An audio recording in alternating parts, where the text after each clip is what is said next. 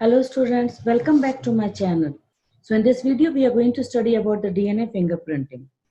So it is a technique to identify a person on the basis of his or her DNA specificity. And this technique was first invented by Sir Alec Jeffrey, so he is also known as father of DNA fingerprinting. And in India, it was started by Dr. V.K. Kashyap and Dr. Lalji Singh. So in India, father of Indian DNA fingerprinting is Dr. Lalji Singh. Now see, DNA of human is almost same for all individual. We all are similar with 99.9 percentage, but only 0.1 percentage is dissimilar.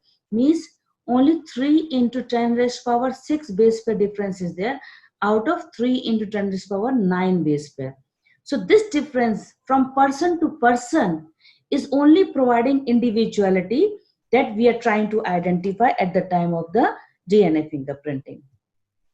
Now, if you know, human genome is having many non-coding areas. That non-coding areas are also known as repeats. That is repetitive DNA, which is non-coding, and it is repeated many times and it is inheritable also. These regions, where we find them, so they are located near telomere. See what is telomere? This is telomere, okay, this area. This is telomere of the chromosomes. So here you will find the repeat. Then centromere means this area you will find the repeat. And few heterochromatized area. In these areas you will find the repeats are present. These repeats, if you know, we can separate them. You can separate them from the bulk DNA. You can separate them from the bulk DNA by which method? We can separate by density, gradient centrifugation, and these repeats form satellite DNA. So these repeats will make one band that is known as satellite DNA. Now, if you see, we can identify satellite on the basis of length of the DNA, base composition. Base composition means whether it is AT rich or it is GC rich, we can do it, and number of tandemly repeat units. So based on this, we can categorize the satellite DNA into first group is your microsatellite and second group is your mini satellite. So we can classify them into two groups, microsatellite and mini satellite. In satellite DNA, this repetitive DNA is in tandem. Tandem word means it is coming one after the another.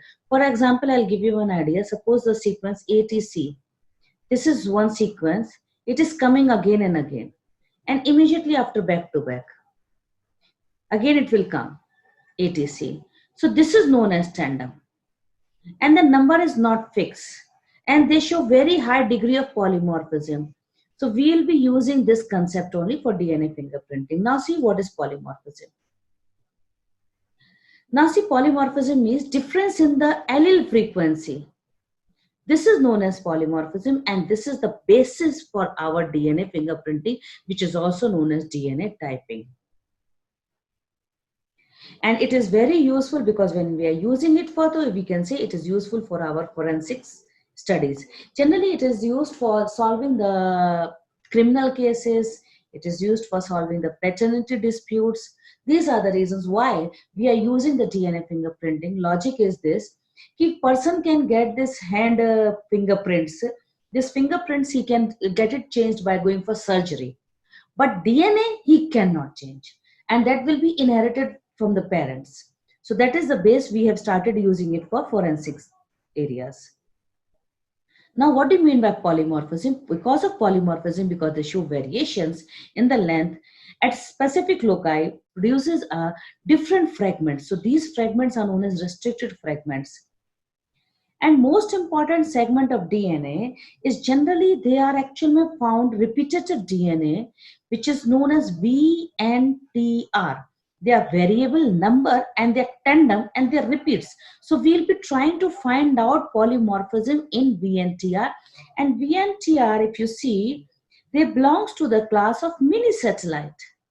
And this was actually discovered by Alec Jeffrey. That is why we call him as father of genetic engineering. Now see, number and position of these VNTR is different. for each DNA. Is it clear? And the length is also depend. You can say the fragment length. If suppose the cutting is very soon, so obviously fragment length will be short. If you're cutting after very long time, suppose this is one piece of the DNA. Let us assume I'm drawing it here. And suppose you're finding the cutting here. You will cut from here. Second time you're cutting from here, but third cutting is here only. So as a result, fragment length can be different because number of VNTR are different. And when the two genome, when you are cutting the genome of two people, suppose let us assume I'm taking A person and B person, when you're cutting the genome of two person by using the same restriction enzyme, this term we'll be studying in detail in biotech, okay? So length of the fragment obtained is different for both the peoples. So we are finding the difference in the length of the fragment, and these difference in the length of the fragment are showing high degree of polymorphism. So we say restriction fragment length polymorphism. Up till here, I hope you have understood. Let us revise what we have understood. We have understood that bulk of our genome is made with the repeats only. We are similar with 99.9%, only 0.1% we are showing dissimilarity. The bulk of the genome, which is made up of repeats, you can separate it by the density gradient centrifugation. You will be calling it a satellite DNA, which can be mini satellite or microsatellite. And their number is also variable, and they are tandem. These repeats are tandem, means they are coming back to back, and their number is variable, and they show very high degree of polymorphism. So as a result, we call them as VNTR, variable number tandem repeats. And when you are cutting them, then as a result, you will get different length of the fragments. The fragment might be short, fragment might be long, depending upon how much repeats are present. If it is 11 repeats or 9 repeats, so you will say you are getting restriction fragment length polymorphism is there. Now this is distributed throughout the human genome, and which we are using for DNA fingerprinting. I hope up till here concept is clear to you. So you can prepare it with the small amount of DNA. It is not this you want large DNA. Even the 1 microgram is sufficient for you to work on it. You can take the DNA either from blood cell or from a skin cell. You can take the DNA. Now see, this is the procedure. In the first step, check carefully, blood sample is taken out. Okay, this is the blood sample taken out. And from the blood sample, we have taken the DNA. Now this DNA is cut with the help of restriction enzymes. I hope first and second and third steps are clear. Now these fragments will be separated by using agarose gel electrophoresis. Check the diagram carefully, it will be very easy for you. Is it clear? The DNA fragments are separated by the use of agarose gel electrophoresis. Reason you know very well that DNA is negative charge. And when DNA is negative charge, when you apply the electric field, it will move towards the positive charge. And this agarose means it is, you are using agar, which is obtained from red algae. So it is giving a sieving effect. The short fragments, the fragments which are small in size, they will be moving faster as compared to the big fragments. Now after that, whatever separation is done, you will transfer the DNA band onto the nylon membrane. And this technique of taking the entire band of the DNA from the agarose gel onto nylon membrane is known as southern blotting. So southern blotting is done here. After this, what you will do, you will add the probe. What are probes now? Try to understand. Probes are the short strand of the DNA sequence which we know that we have prepared it artificially. Okay. Now we are adding it. They will bind to the specific DNA sequence. After that, you will do the washing of that excess probe. Now you will not be able to see anything. So you will do one thing. You will take the X-rays. When you will take X-ray, then you will get band formation, and this band formation is nothing, it is known as DNA fingerprinting. I hope up till here is it clear. Let us visualize once again in the short complete summary. DNA is taken from the blood cell. We cut it with the help of restriction enzymes.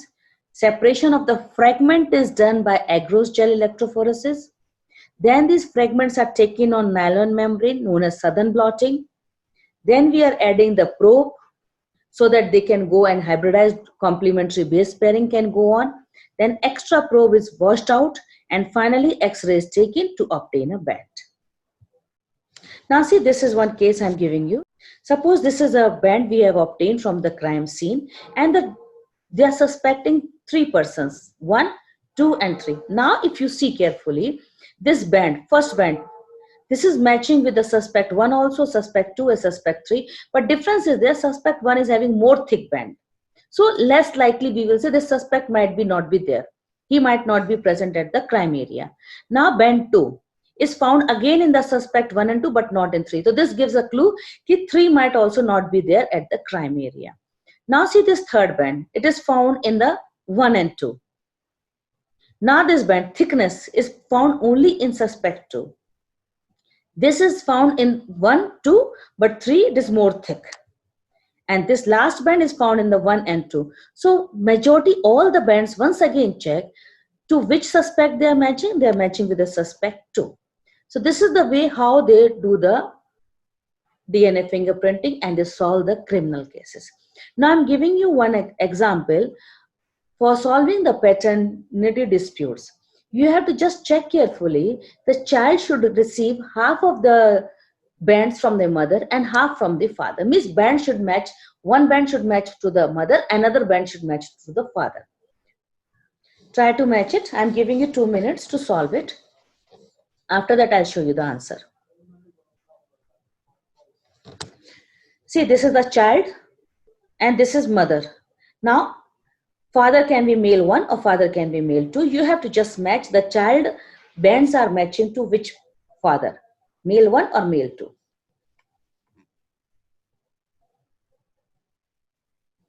I hope you have come to the conclusion. Let us see what is the answer given. See, answer is male 2. I hope this explanation has helped you to understand the DNA fingerprinting with ease, as well as the practice session which I have given you here. Thanks for watching class, and still if you have any doubt, then you can message me. Keep watching. If you liked it, please give it a thumbs up and subscribe to my YouTube channel.